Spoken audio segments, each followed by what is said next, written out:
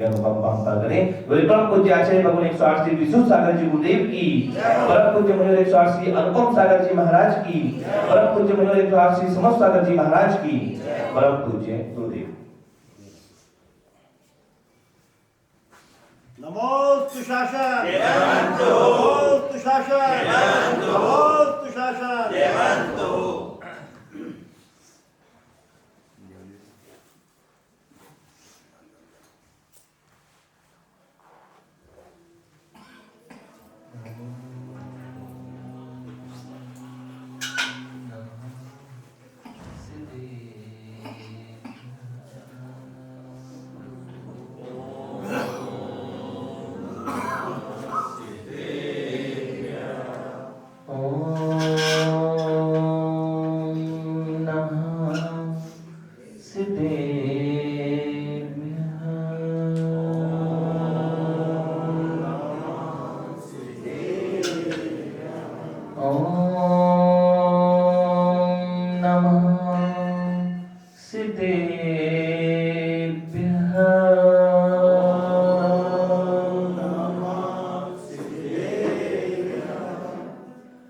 तज्जयति परम ज्योति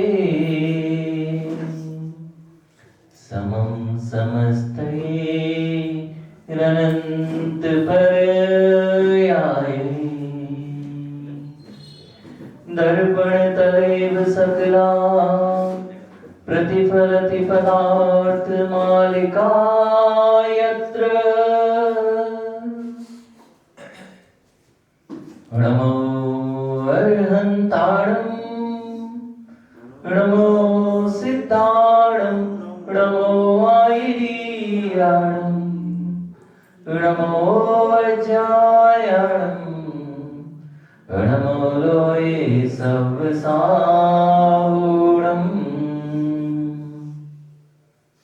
बोलिए अनंत अनंत सिद्ध परमेष्ठी भगवान की। देवादिदेव 1008 आदि तीर्थंकर प्रभु आदिनाथ भगवान की। देवादिदेव 1008 शांतिनाथ भगवान की। देवादिदेव 1008 चिंतामणि पार्श्वनाथ भगवान की। परम पूज्य आचार्य भगवान कुंद कुंद देव की। परम पूज्य आचार्य भगवान समर्थ भद्र स्वामी की। परम पूज्य आचार्य भगवंत अमृतचंद स्वामी की। परम पूज्य आचार्य भगवान अध्यात्म योगी चर्या श्रमणी 108 विशुद्ध सागर जी महामंदिर राज की। द्वादशांग जिनवाणी माता की। परम पूज्य समस्त सागर जी महाराज की।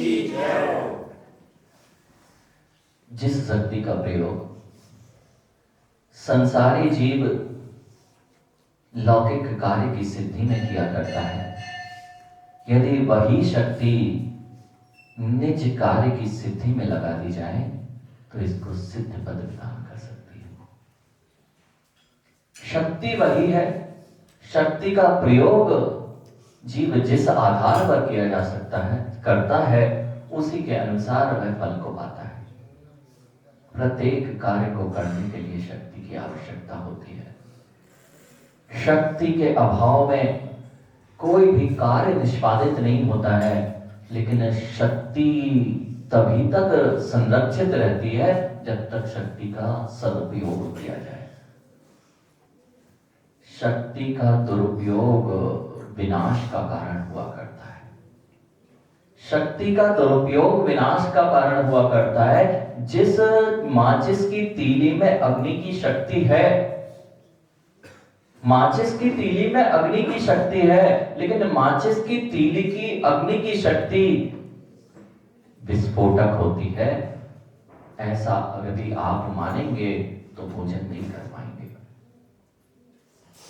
आप हमेशा माचिस की शक्ति को विस्फोटक ही मानेंगे, अथवा वह नष्टकारी अग्नि दाहक होती है और नष्ट करने की शक्ति से युक्त है, ऐसा ही नहीं है। उसी अग्नि से मां आपका पेट भरता है,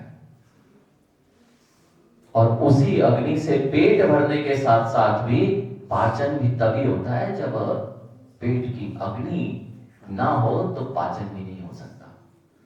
जहां दाहक है वहीं पाचक भी है, वहीं उष्णता देने वाली भी है। यदि उष्णता ना मिले तो आप जो ठंड के समय में उसी अग्नि का प्रयोग अपनी शीत की प्रकोप से बचने के लिए किया करते हैं। अग्नि वही थी, शक्ति उतनी ही थी, लेकिन शक्ति का प्रयोग किस दिशा में किया जा रहा है यह बात निर्णित करना चाहिए। शक्ति का प्रयोग जब आप विध्वंसक कार्यों में कर देते हैं तो वही शक्ति आपको आगे भी नहीं मिलने वाली है। एक शक्ति, एक तीली मां पूरे जंगल को जलाने के लिए समर्थवान है। एक तीली माचिस की पूरे जंगल को जलाने में समर्थवान है। और उस जंगल से कितनी तीली बन सकती थी? बस यही हमारे साथ हो रहा है। हम अपनी शक्ति का प्रयोग अपने उस सामर्थ्य को नष्ट करने में कर रहे हैं जो सामर्थ्य हमें अनेक प्रकार की शक्तियां प्रदान कर सकते हैं। पंडित जी, इस जीव के पास अनंत शक्तियां हैं और उस अनंत शक्ति का प्रयोग जीव भोगों में नष्ट कर देता है। जिस शक्ति से आप अपना संसार का संचालन करते हैं वही शक्ति संयम में लगा दी जाए तो संसार को विनष्ट करने वाली होती है। शक्ति का प्रयोग, और शक्ति जितनी है वही शक्ति को बढ़ा देती है। पंडित जी, शक्ति से शक्ति बढ़ती है। यदि शक्ति से शक्ति बढ़ाना चाहते हैं तो उसकी धारा को नियंत्रित करना और उसकी धारा को व्यर्थ नहीं जाने देना, उससे आपकी शक्ति से शक्ति बढ़ती है। आप कितने समझदार हैं जीव। अगर घृत की आपने घृत बनाया और किसी बालक ने घृत की एक चम्मच भरी और नाली में डाल के आ गया, सही किया ना? क्या करोगे आप उस बालक के साथ? क्या करोगे आप उस बालक के साथ? इतना कीमतवान घृत है और तुमने उसे ऐसे ही व्यर्थ कर दिया। एक चम्मच तो बहुत बड़ी चीज है माँ, एक बूंद गिर जाए, माँ से मिलना रवि भैया। इतनी समझदार होती है माँ, और जो समझदार नहीं होती माँ, आपने यदि घृत एक रोटी में लगाते कि दोनों में लगाते?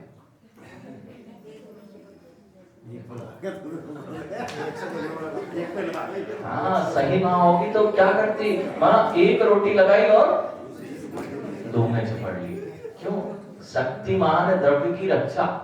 शक्तिमान द्रव्य है, वह शक्तिमान द्रव्य की रक्षा करना माँ। और यदि पुड़ी बनाई है आपने तो पुड़ी बन गई है तो वह कढ़ाई जिसमें आपने घृत की पुड़ी बनाई है वह धोने के लिए क्या प्रयोग करते हो? उसको सीधा घृत वाली जो पुड़ी जिसमें निकाली है उसको आप बर्तन में रख देते क्या? जैसे क्या करते? रवीन भैया, राख लगाने वाली माँ समझदार नहीं है। माँ राख लगाते क्या? रवीन भैया बोल रहे जैसे ही पुड़ी निकाली और उसके बाद सीधी राख लगा दी क्या? बहुत समझदार है माँ। पहले तो वो पुड़ी पे जो निकाली है उसमें ज्यादा घी आ गया है, तो जो लोई है ना माँ, उसको कहाँ लगा लेते? इतनी आपको कितनी आपको कीमत है उस घृत की कि शक्तिमान द्रव्य है, कीमतवान द्रव्य है। इसकी शक्ति का प्रयोग होना चाहिए, व्यर्थ नहीं जाना चाहिए। और माँ कढ़ाई को भी माँ राख नहीं लगाती, पहले आटा लगाती है उसमें।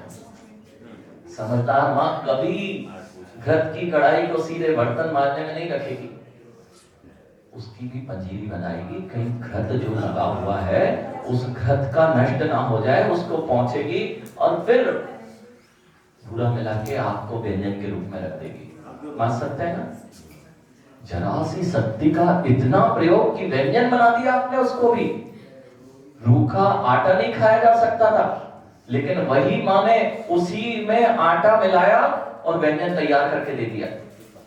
यही तो आचार्य भगवान आपसे कह रहे हैं, आपके पास जो शक्ति है आप उसके व्यंजन नहीं बना रहे हो, सीधे सीधे भोगों में नष्ट करते हुए उसकी कीमत नहीं कर रहे। एक चम्मच घृत यदि नाली में फेंक दिया जाए तो जीव उस व्यक्ति को अथवा उस बालक को मारे नहीं तो दो चार तो सुनाई देता है, लेकिन जीव को अपनी शक्ति जिन भोगों की नाली में नष्ट किया है उसकी ओर ध्यान नहीं है। वीर जो शक्ति है वह वीर के रूप में आपके अंदर थी पंडित जी। जो वीर महाव्रतों को अंगीकार करा के और जीव को महाव्रती बनाते हुए सिद्ध बनाने की सामर्थ्य रखता था, उसी वीर की शक्ति को लोगों ने भोगों की नाली में कितनी बार बहाया है। घृत की कीमत है, अपनी शक्ति की कीमत नहीं है।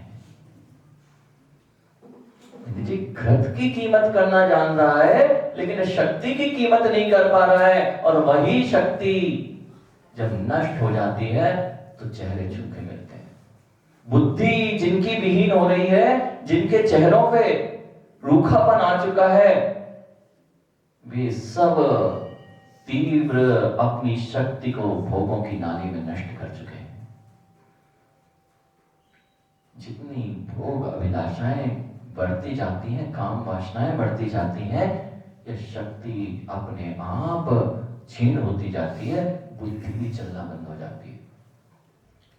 क्योंकि मस्तिष्क को चलाने के लिए यदि कोई कार्यकारी है तो आपका वीर है, और यदि वीर को आपने नष्ट कर दिया है तो ना तो मस्तिष्क चलता है और ना आपका शरीर चल सकता है। आज तक विवेक ही नहीं कि मैंने शक्ति को कहां प्रयोग किया। और कहते हैं बहुत कठिन मार्ग है। क्या व्रतों को अंगीकार करना कठिन है? अरे शक्ति का संरक्षण करना कठिन नहीं है, वही शक्ति बड़े बड़े कार्य किया करती है। जिस अग्नि से अग्निकांड हुआ करता है, वही अग्नि हजारों लोगों को लेके चलती कि नहीं? अग्नि की ताकत ही तो है। आप रेल यात्रा किया करते हैं, वह किसकी ताकत? उसको संरक्षित कर लिया गया। उतने ही कोयले में कितनी लंबी यात्रा आप कर लेते हैं, और उसी कोयले की शक्ति को यदि संग्रहित ना किया जाए तो वही कोयला कुछ देर में राख बना मिलता है। यहाँ अग्नि की बात नहीं है, यहाँ अपने जीवन में जो प्रक्रिया चल रही है उस पर चिंतन करने की, विचार करने की जरूरत है कि हम क्या कर रहे हैं। कहीं उस शक्ति को राख बना तो नहीं रहे हैं। आज आचार्य भगवान यही कह रहे हैं, आपकी शक्ति जो है वह शक्ति वृद्धिगत होगी यदि आपने उसको संरक्षित कर लिया। जी घनत्व में शक्ति होती है, विरलन में शक्ति नहीं होती। जितने आप घनत्व में लेंगे, मोंटू, यदि तुम्हें 1 किलो रुई लाना है तो कितना बड़ा पात्र चाहिए? 1 किलो रुई कितनी स्थान में पूरा थैला भर जाएगा आपका 1 किलो रुई। और नवीन भैया 1 किलो स्वर्ण कहाँ पे ले आओ? अरे पैसा किसमें ज्यादा लगेगा? इतना सा छोटा सा टुकड़ी में और स्वर्ण में पैसा दे रहे हो, और पूरा थैला भर के लाए हो, उसके लिए आप पैसे नहीं दे रहे, कीमत नहीं कर रहे। हाँ महाराज जी सही है, पूरा का पूरा थैला भर लाए, उसकी कीमत नहीं, और जरा सी द्रव्य को जेब में रख के ले आए, उसकी कीमत, क्योंकि घनत्व भूत है इसलिए तुमने उसकी कीमत कर दी है। जितना आपके जीवन में घनत्व बढ़ता जाएगा, यह आपकी कीमत बढ़ाता जाएगा। घनत्व कैसे बढ़ा? जैसे उस थैले को सिकोड़ दिया जाए तो घनत्व बढ़ जाएगा, ऐसे ही आपके जीवन में जो भोग की अभिलाषाएं चल रही हैं, जितनी सीमित होती जाएंगी, आपकी कीमत भी बढ़ जाएगी और आपका घनत्व भी बढ़ जाएगा। अविरुद्धा अपि भोगा निज शक्ति मपेक्ष्य धीमता त्याजा अत्याजेष्यपि सीमा कार्ये कदी वाणी शोक भोग्यता। डॉक्टर साहब, शक्ति को संरक्षण करना है तो अपने को सीमित कीजिए। सीमित जो लोग नहीं कर पा रहे हैं, वे अपनी शक्ति का दुरुपयोग कर रहे हैं। यदि पुनीत बहुत बड़ा पात्र रखना, उसमें घृत भर के अथवा पानी भर के ही रख देना, लेकिन नीचे से छेद बंद मत करना। कितनी देर तक वह शक्ति, वह पानी रहेगा। ऐसे ही हमारे साथ हो रहा है। हमें सबको शक्ति मिली,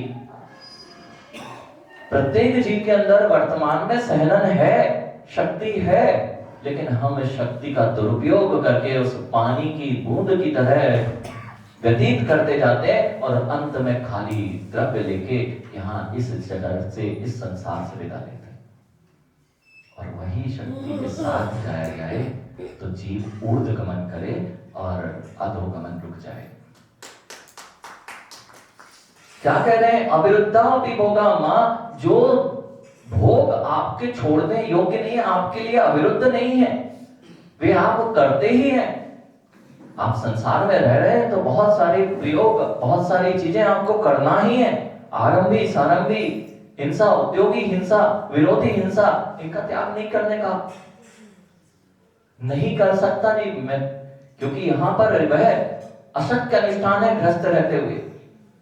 पंडित जी, गृहस्थ अवस्था में श्रावक के पद पर बढ़ता जाए तो यह सब छोड़ता जाएगा, लेकिन जो सामान्य गृहस्थ है वह उद्यम छोड़ दे, व्यापार छोड़ दे, तो ना तो व्यवहार तीर्थ चलेगा। जिन्हें शासन भी चलाना है तो आप गृहस्थों की, श्रावकों की क्या आवश्यकता पड़ती है? लगता ये है ये मुनिराज बहुत कुछ नहीं करते, करते नहीं बोल रहे, रखते नहीं, और करते हैं तो भी मुनिराज नहीं होते, ये भी सुन लो।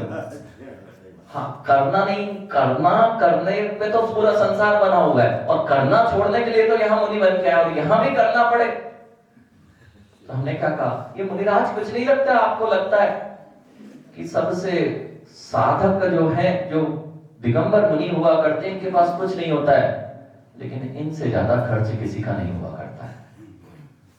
हाँ, आचार्य भगवान कहते थे, पूर्व आचार्य ने ये लिखा, ये कहा, शांति सागर जी महाराज जी के कथानक है, उन्होंने ये लिखा अपनी कि सोच लो, एक मुनिराज को नगर में लाना मतलब एक हाथी को पालने के बराबर है। कुछ नहीं है इनके पास, लेकिन जितनी व्यवस्थाएं आप इनके लिए बनाते हो, बस यही तो कीमत है। जो व्यवस्थाएं बनाता है ना ज्ञानी, उसके पीछे कोई नहीं लगता, और जो व्यवस्थित रहते हैं उनके पीछे लोग हाथ जोड़े रहते हैं। आप व्यवस्थाएं बनाने क्यों दौड़ते हैं? यदि मुनिराज करने लग जाए, 1 2, ये माइक भी नहीं हिलाते महाराज, नहीं हिला रहे, क्यों नहीं हिला रहे? हम हिलाएंगे तो जो तुम इसलिए बैठे हो पुनीत, हम सारी व्यवस्था बना ले तो आप की महाराज जी तो अपनी व्यवस्था बना ही लेते हैं, व्यवस्था नहीं बनाते, ये व्यवस्थित रहते हैं, इसलिए इनकी सारी व्यवस्थाएं पीछे पीछे चलती हैं। जीवन में व्यवस्थित होना है तो संयम की ओर बढ़ना चाहिए। जो जो अपने जीवन को अव्यवस्थित करते जा रहे हैं, उनकी कीमत कम होती जा रही है, उनका घनत्व कम होता जा रहा है। जितना आपका फैलाव अधिक होगा, उतना तुम्हारा घनत्व कम होगा। फैलाव बढ़ाते जाइए आप घनत्व, और घनत्व बढ़ता जाएगा, फैलाव, यश कीर्ति का अपने आप बढ़ता जाएगा। जब तक डॉक्टर साहब आचार्य भगवंतों ने हमेशा हम लोगों को यह सिखाया, यानी बाहर की प्रभावना तब तक है जब तक तुम्हारी कक्ष में तुम्हारी साधना है, और जिस दिन तुम्हारी कक्ष की साधना नष्ट हो गई, तुम्हारी बाहर में प्रभावना दिखना बंद हो जाएगी। घनत्व बढ़ाते जाओ, बाहर अपने आप प्रभावना फैलती जाएगी।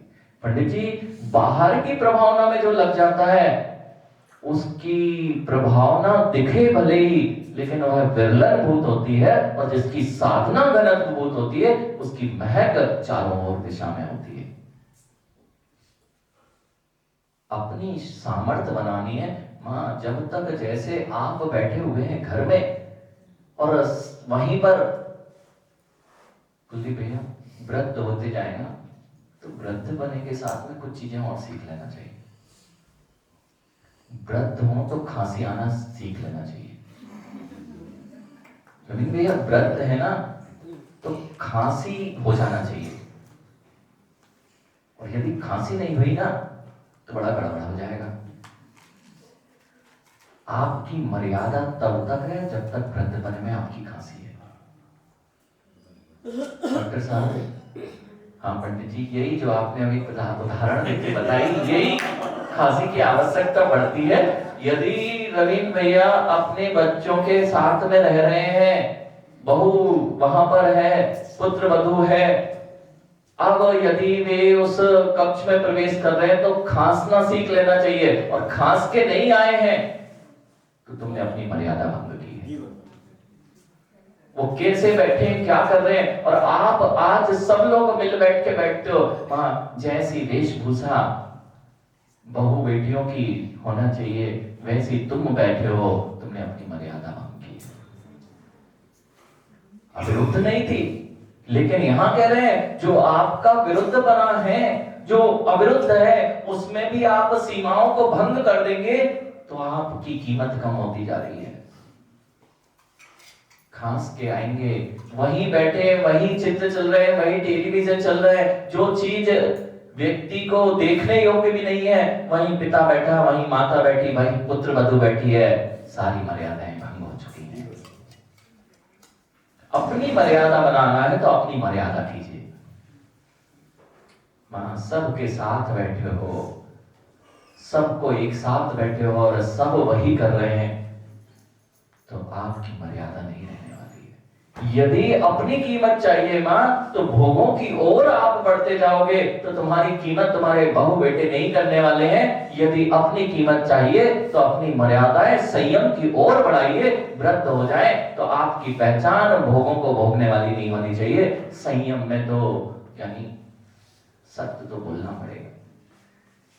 जितने लोग सोचते हैं हम वृद्ध हुए हैं लेकिन वृद्ध नहीं हुए, बोले भैया वे लोग ये सोचते हैं कि क्या वृद्धपना मात्र बालों से दिखता है क्या? जो काले बाल किए जाते हैं वो किस लिए किए जाते हैं? हम वृद्ध नहीं हुए, यानी क्या वृद्धता मात्र काले बालों से ही छुपती है क्या? अगर तुम वृद्ध हो तो वृद्ध जैसे काले बाल दिखेंगे ना तो तुम्हारी मर्यादा लोग कर पाएंगे।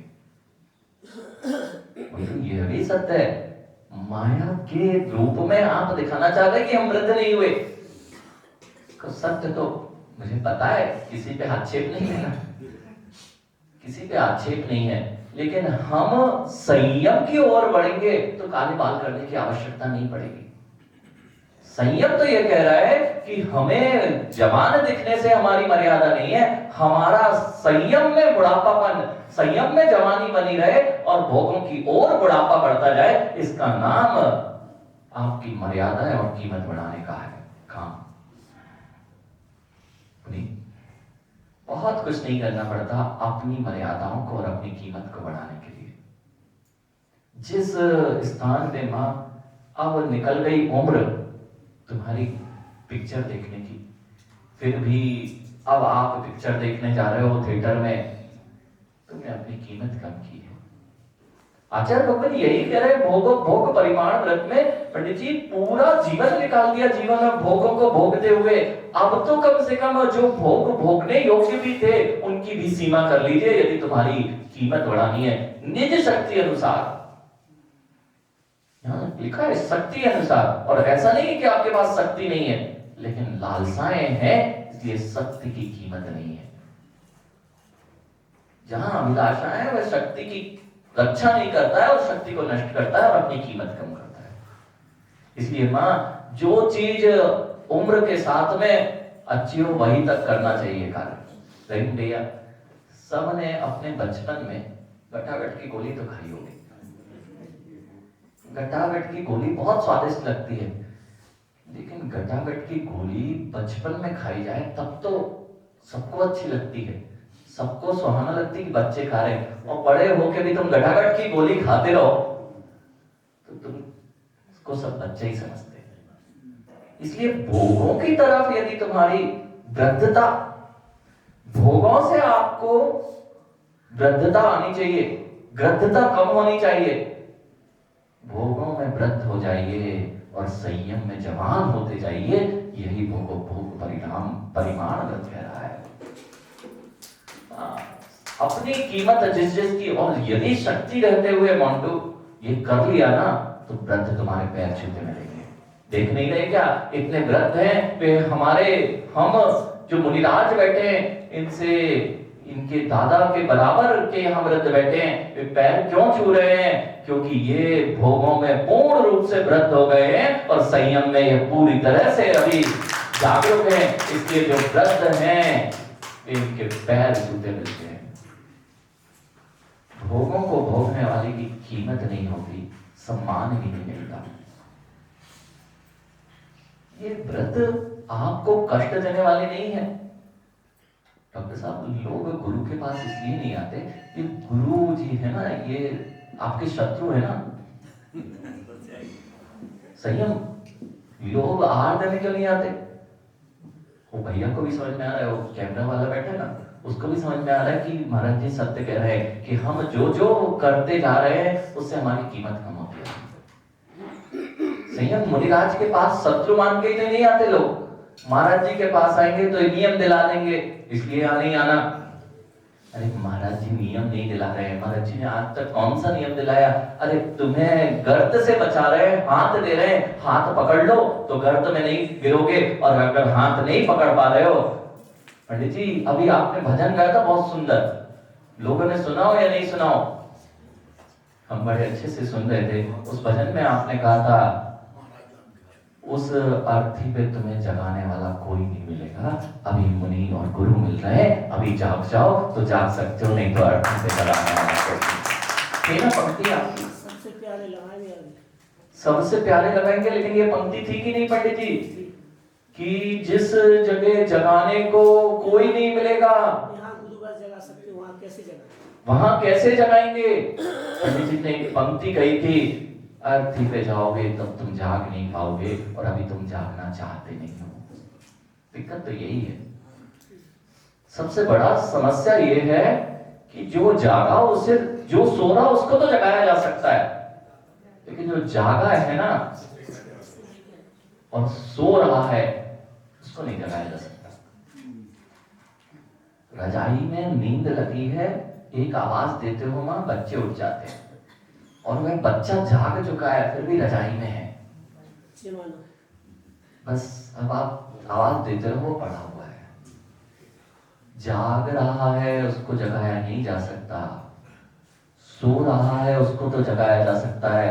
आप जागते हुए सो रहे हो, इसलिए तुम्हें जगाने में क्यों नहीं आते मुनिराजों के पास? वहां पर हम समझ रहे हैं कि हमारे लिए श्रेष्ठ है, लेकिन हम सोने का बहाना किए हुए हैं, इसलिए अब कितनी ताकत हो उसे जगाने वाला कोई नहीं मिलने वाला। कीमत बढ़ानी है तो अपने सीमाओं को बढ़ाइए, मर्यादाओं को बढ़ाइए। खांसना सीखना जैसे जरूरी है समय के साथ में, ऐसे आपका संयम की ओर बढ़ना समय के साथ बहुत आवश्यक है। और यदि शक्ति रहते हुए बढ़ जाया जाए तो इससे अच्छा और कुछ नहीं हो सकता। अपने आप संयम, यदि आप अपने उम्र में संयम धारण कर लेते हो तो माता पिता को भी शर्म आती है कि मैंने अपना पूरा जीवन भोगों में निकाल दिया, मेरा बेटा कितना श्रेष्ठ है। वे भले ही ऊपर से रोएंगे गाएंगे दिखेंगे, लेकिन वे जानते हैं मां, यदि बेटा कहीं पान की गुमटी पे खड़ा हो, कहीं रात्रि में 11 बजे तक घूम रहा है, कहीं ऐसे स्थान पर खड़ा मिल जाए अथवा शराब के स्थान पर खड़ा मिल जाए, तो माँ पिता, जनक जननी, रविंद्र भैया, जनक जननी किसी के घर क्या सामाजिक स्तर पर खड़े नहीं हो पाते, किसी से बात नहीं कर पाते, आंखें नीचे किए रहते। और संयम, यदि बेटा मुनिराजों के चरणों में हो तो माँ का गदगद होता है, प्रसन्न होता है चित्त कि मेरा बेटा कहीं इधर उधर शराब या ऐसे बुरी आदतों में नहीं है, वह श्रेष्ठ स्थान पर मुनिराजों की सेवा में लगा हुआ है। कुलदीप भैया, जब अपने बेटे मंदिर आते हैं तो कितना गदगद परिणाम होता है। माँ, यदि यही तुम्हें बुरी आदतों में मिले, सिगरेट पीते दिख जाएं, तो माँ से पूछना, पिता से पूछना,